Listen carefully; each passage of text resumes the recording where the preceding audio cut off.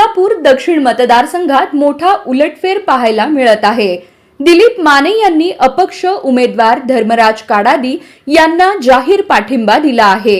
माने यांच्या पाठिंब्यामुळे समीकरण काय बदलली आहेत हे आपण या व्हिडिओच्या माध्यमातून पाहूयात।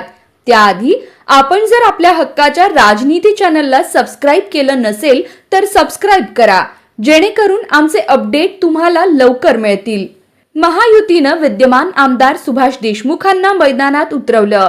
दुसरीकडे महाविकास आघाडीत उमेदवारीवरून मोठी रस्सीखेच पाहायला मिळाली। यात शिवसेना ठाकरे गटाच्या अमर पाटलांनी बाजी मारली, पण धर्मराज काडादी यांनी अपक्ष उमेदवारी अर्ज भरला, तो अखेरपर्यंत ठेवला। यामुळे निवडणुकीत रंगत वाढली। आता काडादी यांना मानेरूपी बुलेट इंजिनची साथ लाभली आहे। यामुळे काडादी यांचं पारडं आता जड झाल्याचं म्हटलं जातंय। दक्षिण विधानसभा मतदारसंघात धनगर समाजाची मतं लक्षणीय आहेत।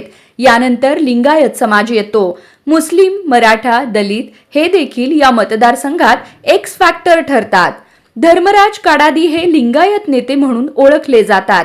यामुळे या समाजात त्यांना मोठा मान आहे, पण त्यांची इतर समाजात म्हणावी तशी लोकप्रियता नाही। पण दिलीप माने हे सर्व धर्म समावेशक नेता म्हणून परिचित आहेत।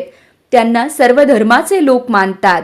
आता माने यांनी काडादी यांना पाठिंबा दिल्यानं धर्मराज यांचं पारडं जड झाल्याचं जाणकारांचं म्हणणं आहे। तर दुसरीकडे सुभाष देशमुखांसह अमर पाटलांची डोकेदुखी मात्र वाढलीये। तुम्हाला याबाबत काय वाटतं आम्हाला कमेंटच्या माध्यमातून नक्की कळवा।